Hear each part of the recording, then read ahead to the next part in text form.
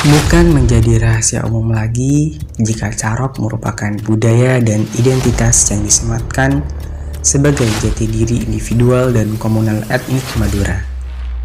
Carok dalam bahasa Kowi kuno artinya perkelahian yang biasanya melibatkan dua orang atau dua keluarga besar.